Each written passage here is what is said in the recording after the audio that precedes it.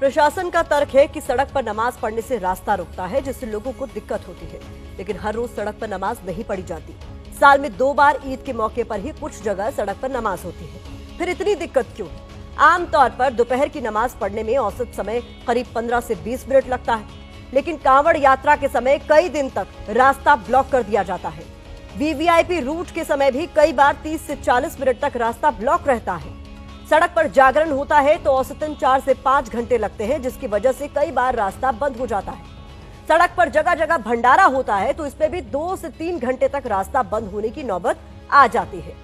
सवाल तो छत पर नमाज पढ़ने की रोक पर भी है।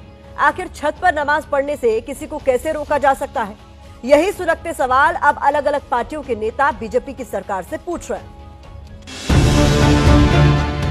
हमें कोई एतराज नहीं है कि सड़क पे जगराते हो, माता की चौकी हो। इस बात पे एतराज है कि ईद की नमाज के लिए सड़क बंद कर दी जाती है, तो उसकी इजाजत क्यों नहीं? तो ये सब नौटंकी है। बिहार की इलेक्शन आ रही है, उनके साथ नीतीश कुमार है। बिहार में करके दिखाओ नहीं। एक तो उनको आप सौगात दे दो, नहीं तो बिहार में भी कहो कि हम नमाज नहीं पढ़ने की। एक तरफ नरेंद्र मोदी कतर के शेखों को प्रोटोकॉल तोड़ के गले लगाते हैं जैसे कुंभ के मेले में बिछड़े हुए भाइयों, दूसरी तरफ नरेंद्र मोदी 32 लाख ईद की किट बंटवा रहे हैं भाजपाइयों से।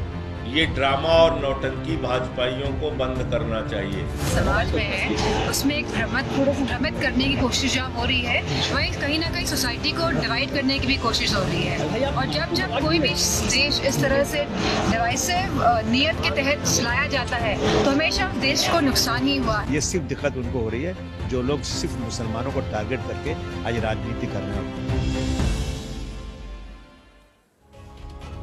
पिछले कुछ सालों से सड़क पर नमाज पढ़ने को लेकर विवाद बढ़ा है और इस पर पुलिस एक्शन भी हुआ है। अप्रैल 2024 में मेरठ में सड़क पर नमाज पढ़ी गई थी। पुलिस ने ट्रैफिक जाम के आरोप में 200 लोगों पर केस दर्ज किया था। अप्रैल 2023 में कानपुर में सड़क पर बिना अनुमति के नमाज पढ़ने के आरोप में 2000 से ज्यादा लोगों पर 3 एफआईआर दर्ज की गई। नवंबर 2022 में गाजियाबाद पुलिस ने इमाम के खिलाफ एफआईआर दर्ज की थी। आरोप लगा था कि इमाम ने 25 से 30 लोगों को सड़क पर नमाज पढ़ने के लिए मजबूर किया। मुद्दा चूंकि हिंदू मुस्लिम से जुड़ा है, इसलिए धर्मगुरु भी आमने सामने है। आज़ादी के बाद से और उसके पहले से भी ये सब चीज़ें होती आई हैं। जगराते भी सड़क पे हुए हैं, कावड़ यात्रा भी सड़क पे निकलती हैं।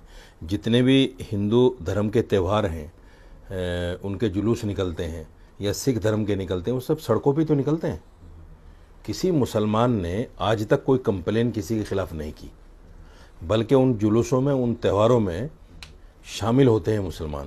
कोई भी उत्सव करिए, लेकिन जो आम जनता को परेशानी हो करके आप कोई करते हैं तो ये अच्छा नहीं है। मस्जिद है, सार्वजनिक स्थल भी बहुत हैं, तो उस स्थल पे होना चाहिए। ईद हो, नमाज हो या नवरात्र हो, देश में हर तरफ सिर्फ धार्मिक विवाद का शोर है। इस शोर के बीच भाईचारे की कुछ बातें आपके सामने हम रख रहे हैं, क्योंकि ये पंक्तियां ट्रेंड कर रही हैं। ऐसी कोई मिसाल जमाने ने पाई हो, हिंदू के घर में आग खुदा ने लगाई हो, बस्ती किसी की राम ने यारो जलाई हो, नानक ने सिर्फ राह सिखों को दिखाई हो, रामो रहीमो नानको और ईसा तो नर्म है, चमचों को देखिए पतीली से गर्म है।